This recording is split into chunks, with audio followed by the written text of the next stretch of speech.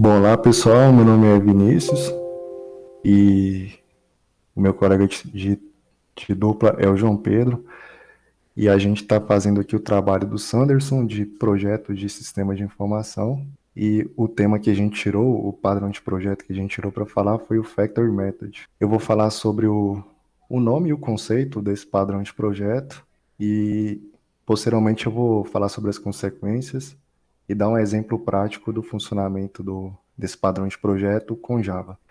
Bom, o nome do padrão de projeto é Factory Method, ou então construtor virtual, né, em português.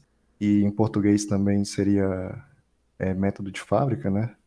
E o que esse padrão de projeto diz? É um padrão de projeto criacional, é um padrão até de design, né, que você consegue desenhar as classes com ele antes de iniciar o seu projeto e já faz baseado nele já. E esse padrão diz que as classes elas devem delegar para as subclasses como decidir na hora da criação de um objeto. Ou seja, quando a gente cria um objeto, geralmente a gente, por exemplo, a gente cria uma classe de produto e com alguns atributos, né, preço, descrição e tal. E se a gente quiser instanciar o produto numa classe diferente, a gente tem que dar um produto, recebe o new produto, né? Então, o operador new vai fazer a instanciação da classe produto, vai criar ela. Só que, vamos supor que a gente precisa fazer isso com diversos tipos de produto diferente ou diversas classes diferentes. Isso pode deixar o projeto com um acoplamento forte, uma dependência forte dessas classes, porque em cada classe a gente tem que instanciar um novo objeto, dependendo do tipo da classe que a gente instancia, a gente tem que passar os valores para os atributos e tal. E o Factor Method, ele diz que você pode substituir essa criação do objeto e delegar ela para uma fábrica. Por exemplo, aqui no Wikipedia tem um diagrama UML aqui com a estrutura do Factor Method. O que significa essa estrutura aqui? O Factor Method, ele diz que para você fazer a implementação dele, no mínimo você deve ter essas quatro classes aqui, ó, que é o criador concreto, aqui no caso é produto, né, mas pode ser um outro tipo de classe, que é só um exemplo, produto, e o produto concreto. O criador, que aqui no caso no diagrama UML, é uma abstração da fábrica, ou seja, ele não tem nenhum comportamento, ele só diz o que a subclasse que vai herdar dele vai fazer, que no caso é a fábrica concreta, que vai implementar o Factory Method aqui. Ó. No caso do criador, o creator, ele vai ser uma classe abstrata que vai retornar um objeto ou uma classe daquele tipo. Aqui no caso, no exemplo, é o tipo produto. Ou seja, essa fábrica aqui implementa a fábrica abstrata e ela sobrescreve aqui, ó, esse método aqui, com seu comportamento. Então, essa fábrica aqui, ela vai retornar objetos do tipo produto. Então, aqui no diagrama aqui, essa setinha aqui, ó, significa que ela vai criar objetos do tipo produto, que seria a classe concrete_product. E essa classe concrete_product, para implementar os seus próprios métodos, ela implementa uma interface de produto, que é o contrato do que o produto vai ter que implementar. Do outro lado aqui, ó, a fábrica abstrata, quando ela retorna uma classe do tipo produto, ela também usa essa interface aqui para retornar ela como um tipo. Eu acho que é isso sobre o nome e o conceito do Factory Method, e agora o João Pedro vai continuar a parte dele. Eu sou o João Pedro e essa aqui é a minha explicação sobre os problemas e a solução que o método de fábrica soluciona.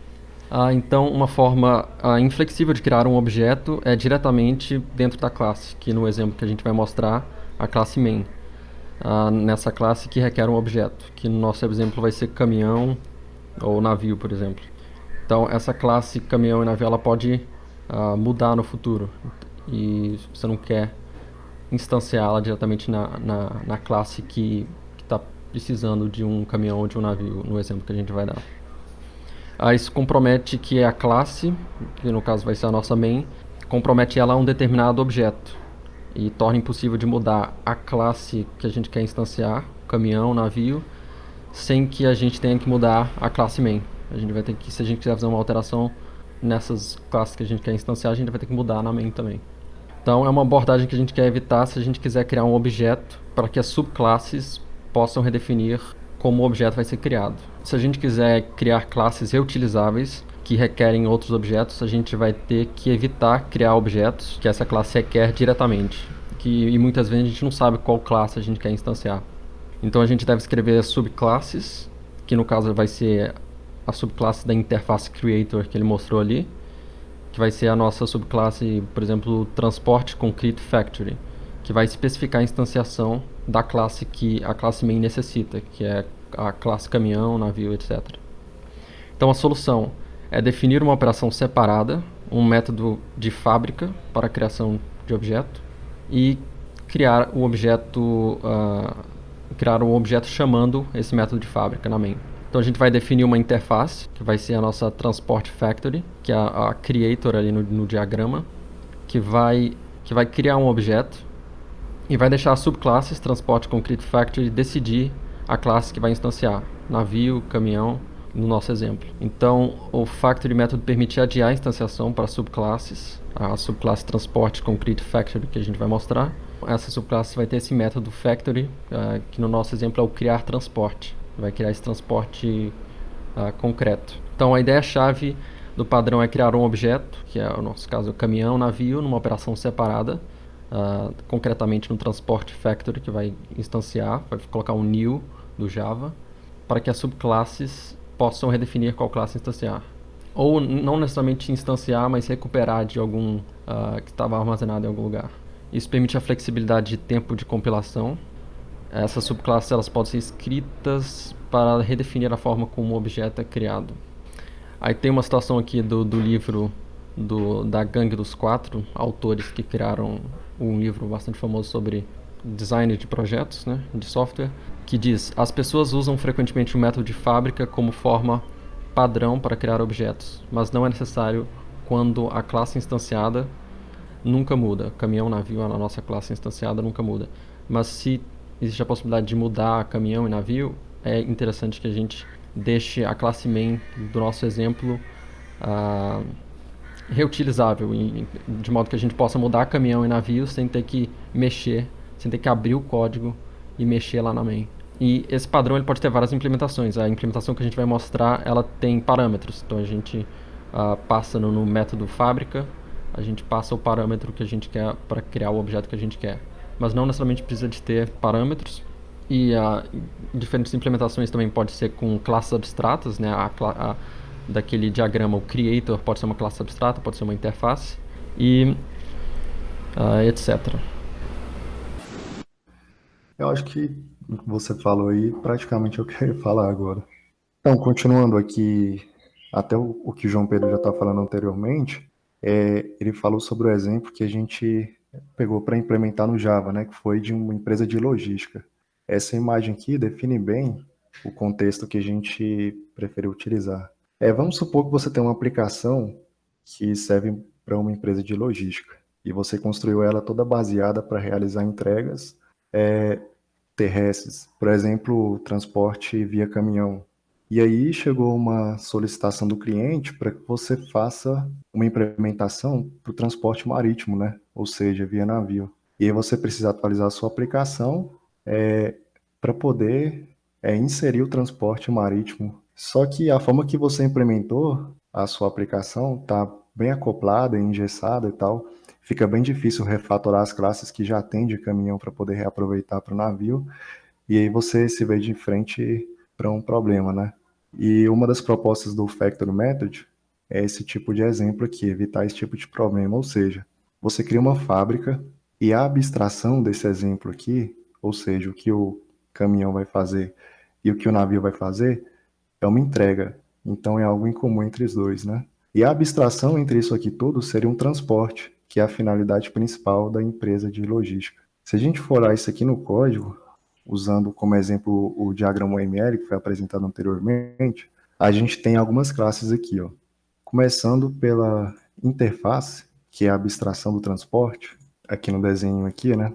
Ela diz que todas as classes que implementarem essa interface de transporte, ela deve implementar o método realiza entrega, ou seja, o caminhão e o navio realiza entrega. E no exemplo aqui eu poderia ter colocado um preço, outros atributos que são obrigatórios passar, né, para quem vai implementar isso aqui, mas eu coloquei para ficar mais simples só um destino aqui, que tem que ser passado como parâmetro do tipo string. Aqui eu dividi o projeto em 3 pacotes, só para ficar mais fácil a leitura. Um pacote de interface, um de enumeradores e um central aqui que tem as classes principais. Saindo da interface para a nossa fábrica, existem várias formas de fazer a implementação do Factory Method, desde que você siga os princípios dele, né? Que são, você tem que ter no mínimo aqueles 4 citados aqui no Wikipedia, que são os criadores abstratos, o concreto, né? A classe abstrata ou a interface e as classes que vão implementar elas. Desde que você siga isso, você pode fazer de diferentes formas. Aqui, para ficar mais fácil, eu fiz a fábrica concreta retornando o tipo de transporte, que no caso pode ser de caminhão ou de navio, com um switch case aqui, ó. Como que isso funciona? Essa aqui é a nossa fábrica concreta. Ela herda da nossa fábrica abstrata, que diz que ela tem que criar um transporte. E esse método criar transporte, ele vai retornar um objeto, ele deve retornar um objeto do tipo transporte, que pode ser tanto um caminhão quanto um navio. Isso é possível porque a classe caminhão e navio, aqui é o enum, né? Mas a classe caminhão ou a classe navio, as duas implementam a mesma interface, que é a interface transporte, que eu mostrei primeiro, que é retornada como um tipo de classe aqui na fábrica concreta. E esse comportamento aqui, ele é a abstração que é definido lá na nossa classe abstrata, que é o nosso criador abstrato, a nossa fábrica abstrata, que tem aqui um método, né? Abstrato, que recebe como parâmetro qual o tipo de transporte que ele vai retornar. Poderia ser um tipo string, e você poderia definir a palavra caminhão, a palavra navio, mas para ficar mais organizado aqui, eu coloquei um enumerador que tem caminhão e navio e os próximos que podem ser adicionados aí, né? Então ela recebe como parâmetro um caminhão, um navio, e a fábrica concreta cria, instancia, de acordo com o tipo que você passou, e retorna para a classe cliente, que no caso é a main aqui, ó. Então a main é como se fosse a nossa classe cliente, que chama a nossa fábrica, né? A gente vê aqui que tem um caminhão e um navio aqui, mas ocorre a instanciação, ou seja, a criação de um novo objeto, com new, somente para a fábrica concreta. Não tem para o caminhão e não tem para o navio, porque a fábrica concreta, ela retorna um objeto do tipo que você passou. Por exemplo, aqui na linha 12, eu instanciei a fábrica, né, criei ela, e chamei aquele método dela criar transporte, e passei como parâmetro um tipo caminhão. A nossa variável caminhão, ela é do tipo transporte, que pode ser tanto um caminhão quanto um navio. Então, nesse caso aqui, ó, o tipo que ele recebeu, se a gente for olhar, transporte, que não fala, né? Mas seria do tipo dessa classe aqui, caminhão, que implementa a interface de transporte. E aí, a nossa classe caminhão, ela tem um comportamento diferente da classe de navio para o método realiza entrega. A diferença que eu coloquei aqui, para ficar mais simples, não foi muita, foi mais aqui na própria string mesmo, aqui no tipo de transporte. Na classe caminhão, ela vai retornar um texto terrestre barra caminhão, concatenada com destino. No navio, na classe navio, ela implementa o mesmo método, mas com comportamento diferente aqui, no caso na string, marítimo barra navio. Beleza. Aí eu instanciei um objeto do tipo caminhão, a fábrica criou para mim um caminhão e eu chamei o método dele realiza entrega, passando como parâmetro destino Goiânia. Depois aqui no exemplo eu instanciei de novo um transporte do tipo navio da classe navio e pedi para a fábrica me devolver uma classe nova de navio. E chamei também o mesmo método realiza entrega, passando um destino diferente. E aí, quando a gente executa, cada classe tem um método que imprime no console, né? E a gente vê aqui no final que, no texto retornado aqui, que a classe de caminhão retornou esse texto aqui, tipo de transporte terrestre caminhão, destino Goiânia, e a classe de transporte retornou o texto diferente aqui, tipo marítimo, bar navio, destino São Paulo. Então, o principal aqui, que acho que é o principal conceito do Factory Method, é que a criação e instanciação do objeto, ela ficou por responsabilidade da fábrica, né? Então, se você precisar alterar isso aqui, fica muito mais fácil. Você precisar alterar o comportamento, você altera no próprio método, na própria classe de caminhão ou de navio, e deixa a responsabilidade de instanciação para a fábrica. E as consequências disso, ou seja, os prós e contras, saindo da Wikipedia, eu usei esse site aqui, é Factory Guru, como exemplo, e ele diz aqui que as consequências disso, né, você evita acoplamento entre o criador e os produtos concretos, o princípio de responsabilidade única, ou seja, você pode mover o código de criação do produto, aqui no caso como exemplo, né, para um único local do programa, que é na fábrica, facilitando a manutenção do código. Princípio aberto e fechado, você pode introduzir novos tipos de produto no programa sem quebrar o código cliente existente, né, que vai continuar com a fábrica. Aqui na classe cliente vai continuar com a fábrica, com a responsabilidade. E se você quiser alterar alguma coisa, vai alterar lá na classe de caminhão ou de navio. E como consequência é que o código pode ficar mais custoso, né? Porque você pode ter de implementar muitas subclasses novas para poder implementar esse padrão. O melhor cenário é quando você está introduzindo o padrão em uma hierarquia existente de classes criadoras. E é isso. Fechou.